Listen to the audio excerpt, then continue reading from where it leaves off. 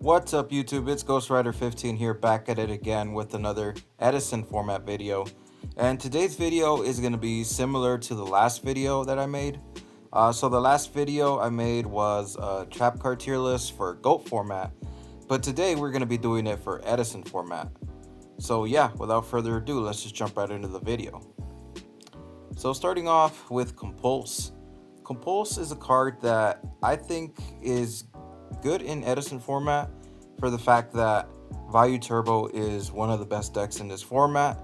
Unlike GOAT format, the extra deck isn't as important, so Compulse is actually a lot better in this format. It just one-for-one trades very nicely against cards like Stardust Dragon or Armed Wing, Armor Master.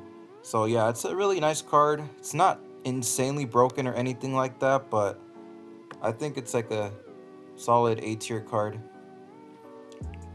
Alright, so next up we have Royal Decree.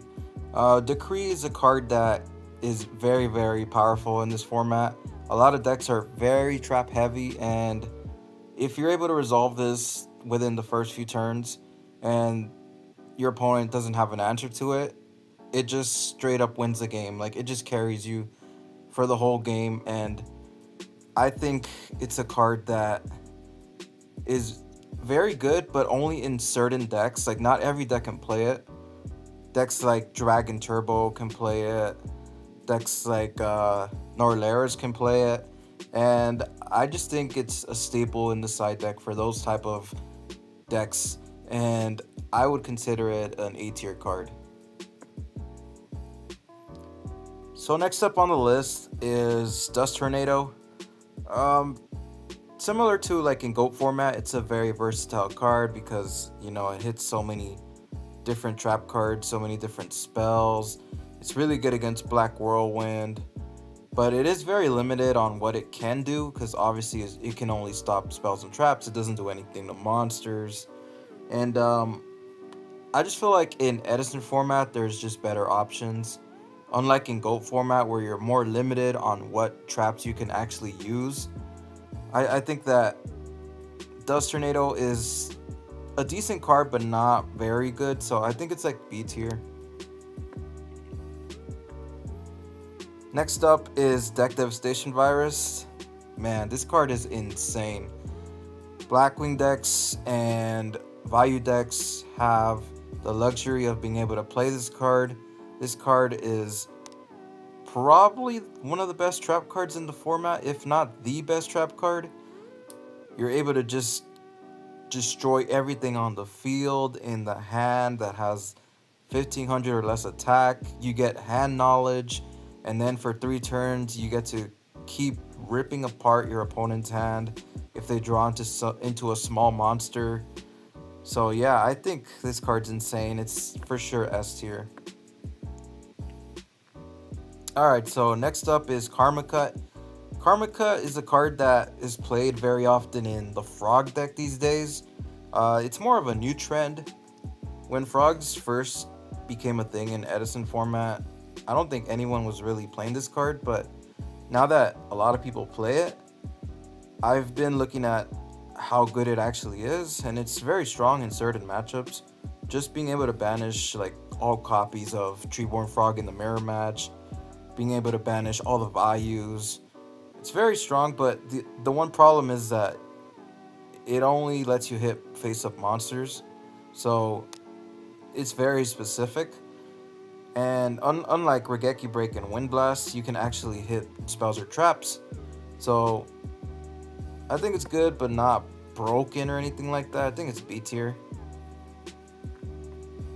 Alright, so next up is Reckless Greed. Reckless Greed is a card that is usually only played in Dragon Turbo because it's like the only deck that can actually afford to do it. Most decks need their draw phase. They need to be able to draw. The only exception is Dragon Turbo because you main deck Super Rejuvenation, which lets you draw like almost your entire deck sometimes. So being able to skip just one battle phase and not having to worry about it is very strong. So yeah, I think Reckless Greed is just what makes Dragon Turbo very, very consistent. It's not broken because, you know, you can only play it in Dragon Turbo. So I think it's like a high B tier card. Alright, so next up is Torrential Tribute. Torrential Tribute is a card that is a sweeper card. It's very strong because your opponent has to be able to play around it. If they don't play around it, they're going to get blown out. It's a card that basically you feel safe when you have it. As long as they don't have something like Stardust. And for that reason, I think this card is A tier.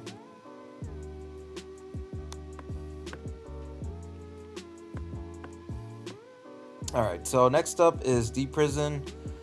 Deep Prison is a card that's pretty good because, you know, it actually banishes the problem, which is the most effective way to deal with stuff. Sending cards to the graveyard is not always ideal in Edison format. There's a lot of monsters that do something when they go to the graveyard, and Deep Prison says no to all of that. And not many cards can actually revive cards from the banish pile. So yeah, being able to banish stuff is just great.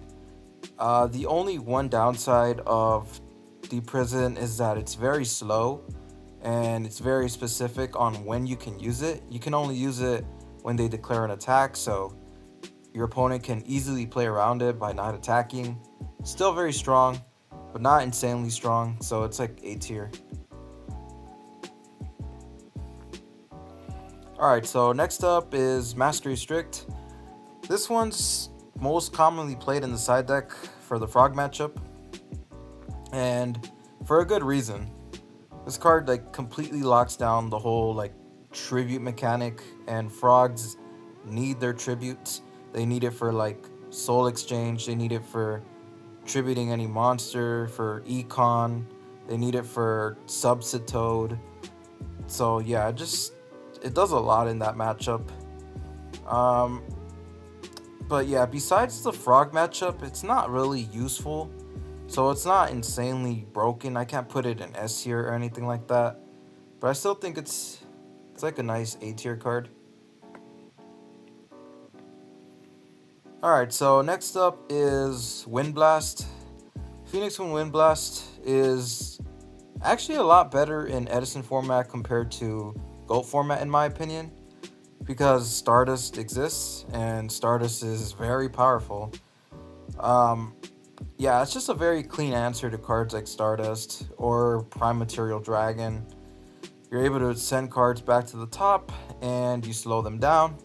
However, with that being said, it doesn't get rid of the problem, which is still an issue.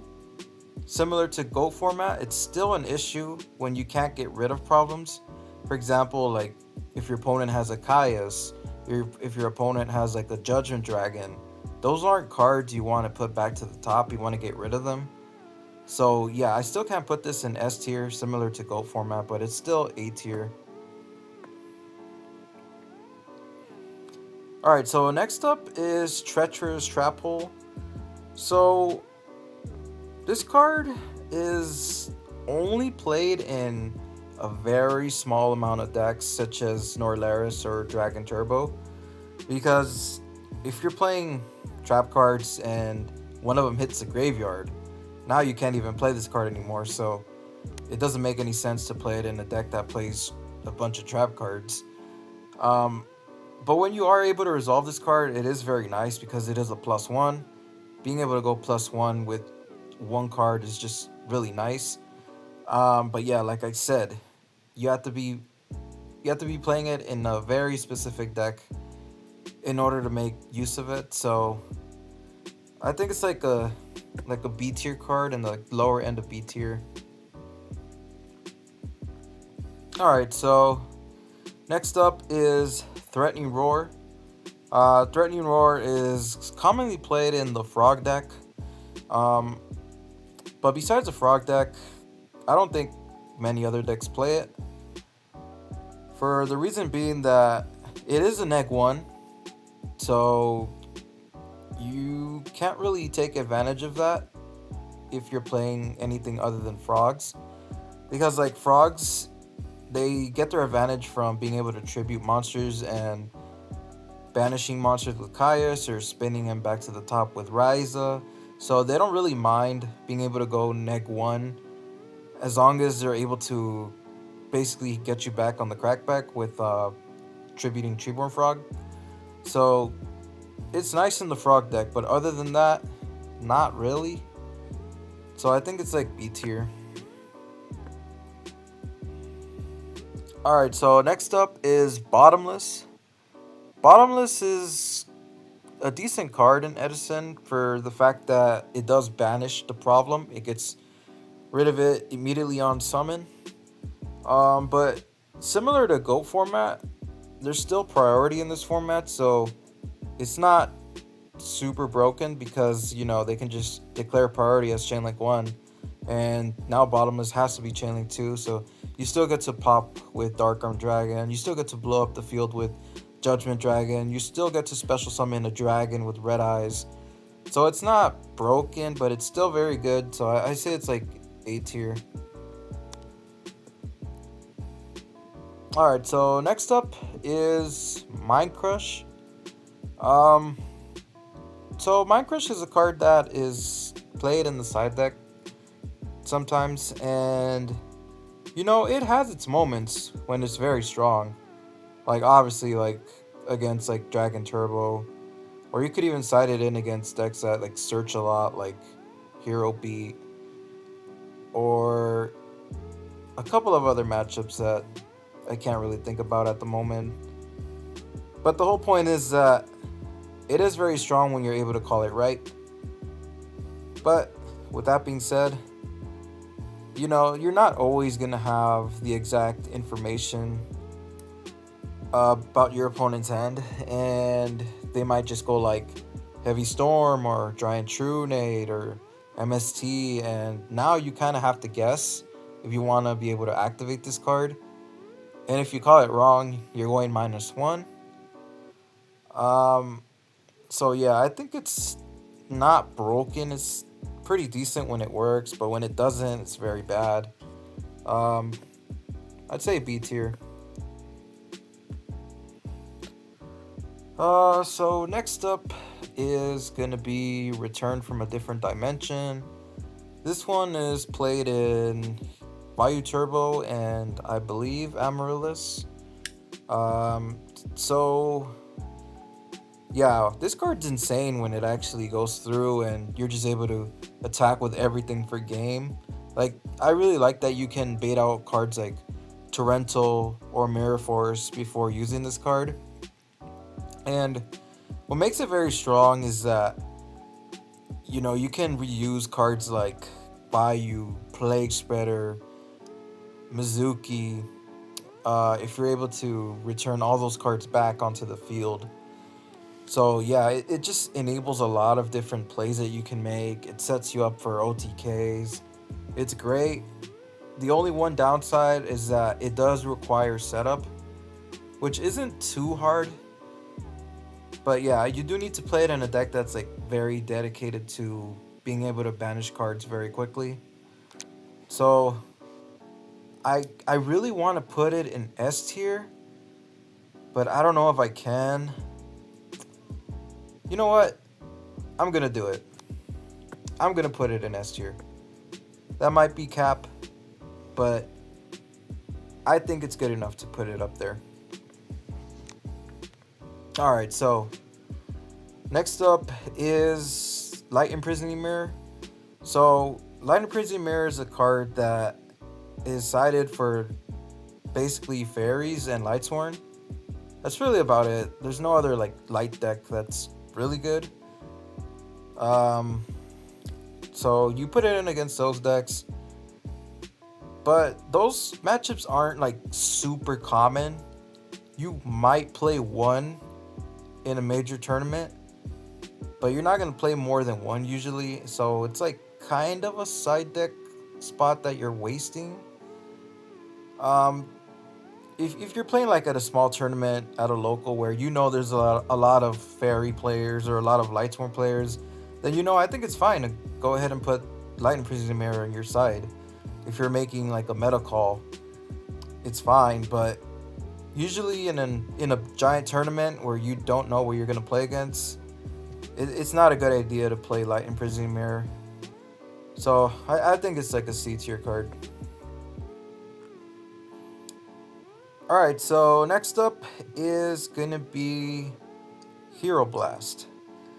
Hero Blast is played in the Hero Beat deck. Not many other decks play it. Like, I think that's like the main one. Maybe like the E-Hero Gaia deck plays it, I'm not sure, but besides that, there's nothing else. But it is really good when you're able to resolve it. It's a +1. You get back your Elemental Hero Alias to your hand, a 1900 beater, which is very strong in a lot of matchups. 1900 is very strong for a 4-star monster. And yeah, I think it's really solid. I don't know if I can put it anything higher than A, because it is very specific on what deck you can play it in. Actually, yeah, I'm gonna put it in like the lower end of A. Alright, so next up is Legacy of Yata-Garasu. So this card's pretty good in like Black Wings because you just want to see your power cards, you want to see your whirlwinds. I don't know if it's better than Upstart Goblin because Upstart Goblin is a lot faster. So I don't think you can actually play both Upstarts and Yatas without cutting a lot of like trap cards and stuff like that. And you don't really have that much defense anymore. So it's kind of weird. But I mean, it is a good card. I've seen a lot of lists hop with it. And the one upside is that unlike Upstart, you don't have to give your opponent life points, which you can make an argument actually matters in the Blackwing deck because the Blackwing deck is very aggressive and it puts damage right away. So it is very good, but it's not insane. I think it's B tier.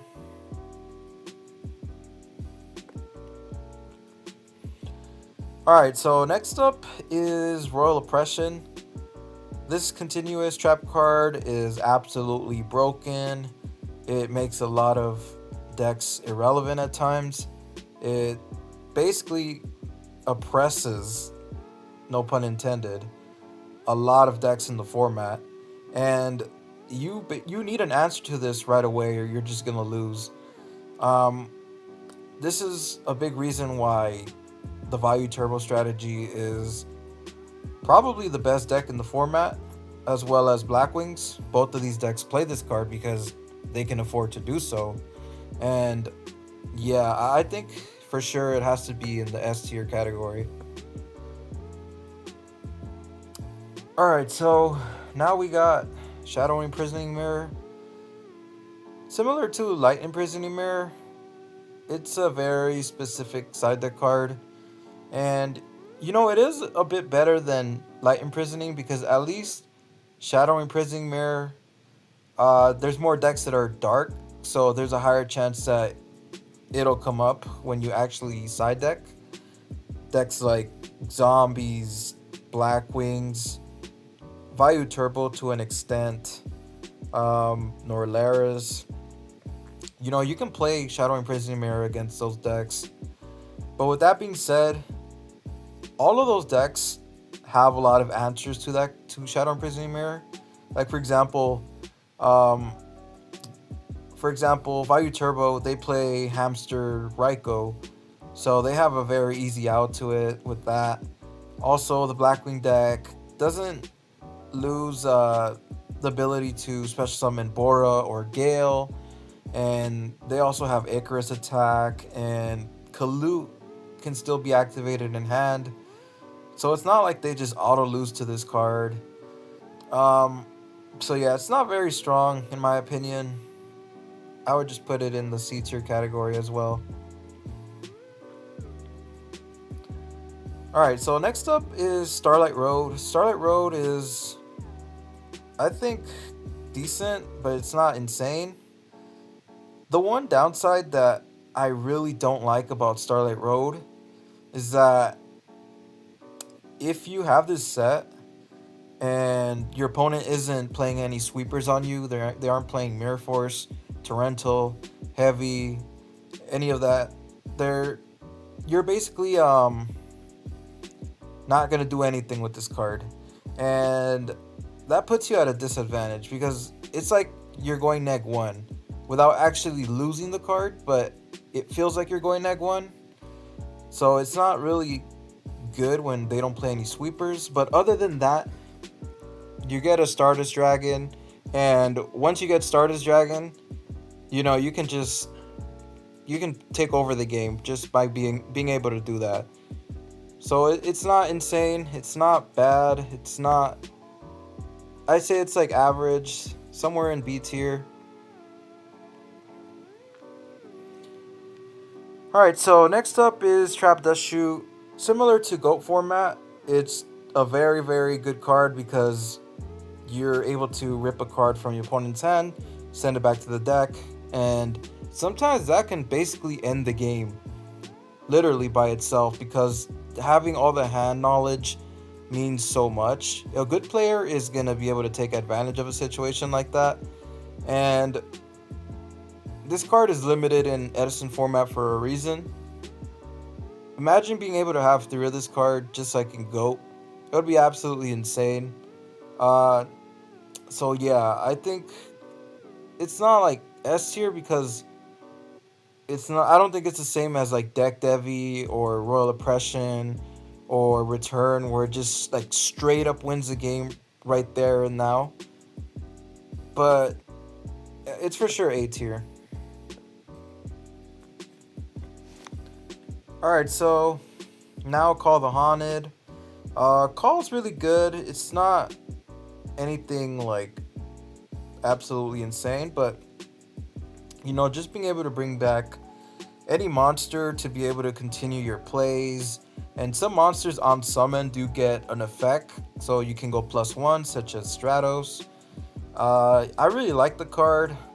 It's a really nice A tier card in my opinion. Alright, so now we got another sweeper card, which is Mirror Force. Mirror Force is a card that you can just go plus like crazy because sometimes your opponent doesn't respect it and you're able to just win the game that way. Um, it's not as strong as in GOAT format because cards like Stardust exist or Brionic, but it's still very good. I still think it's A tier. Alright, so next up is Raigeki Break. Raigeki Break, similar to GOAT format, is still very good. It's strong. It gets rid of any problem. As long as your opponent isn't able to negate it with cards like Stardust. But Stardust just makes it so that this card is irrelevant at times, unfortunately. So it's not as good as in GOAT format, but I still think it's worth playing in some decks like the Frog deck to get rid of cards like Black Whirlwind, because Black Whirlwind's one of the few ways that Frogs lose the Blackwing matchup. So I think it's still very good. I'll put it in the A tier category, right next to Wind Blast. Alright, so next is Solemn Judgment, the counter trap. This card negates anything besides like monster effects. So just being able to do that and knowing that you're guaranteed to win the game in simplified game states where your opponent is in top decky mode is very good. Obviously in the early game it might be a bit bad at times because you don't want to pay 4,000 life points right off the bat, but sometimes you have to do it because your opponent has something like Black Whirlwind or something like that, like Future Fusion, and it's still worth being able to pay that 4,000 life points to stop power spells like Black Whirlwind and Future Fusion. So yeah, I think it's very versatile and I'd say A tier. Alright, so next up is Gladiator Beast War Chariot. So this is basically like Divine Wrath without having to discard anything from your hand. This card's actually really good. I think it's good, but the one downside is that it's very specific on what deck can play it. Literally only one deck can play it. It's Gladiator Beast, that's it. But if this card was generic, I would say it's like A tier or S tier, because there's not many cards that can just negate and destroy on activation without any specific like discard cost. So yeah, I think it would be insane if it was just generic. But since it's not generic, I'm gonna put it in top of B tier. Alright, so next up is Icarus Attack. Icarus Attack is played in just Black Wings because it's the only like wing beast deck that can actually play in Edison format. And there's a lot of situations where this card just goes +1 because you're able to play around so many cards. And I really like it. I think it's a card that you should be playing at 3 in Black Wings.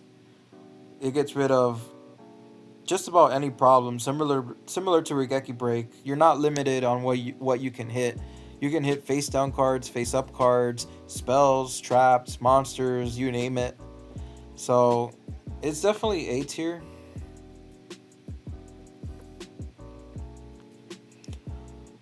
Alright, so next up is Skill Drain. Skill Drain is only played in like very specific decks, and it really hasn't had that much success. The only time I ever see it get any play is in like some hero stun decks that play like Beast King Barbaros and stuff like that. But the deck doesn't really top or anything like that. And it's very hard to take advantage of Skill Drain because most decks need their monster effects to function. But it is very good against certain matchups like Frogs. Frogs get absolutely cooked by this card. But yeah, if your deck is not able to function without monster effects, it's not worth it. And most decks need to be able to use monster effects. So I think this card is C tier. Alright, so next up is Trap Stun. Trap Stun is a card that is played in decks like Gladiator Beasts.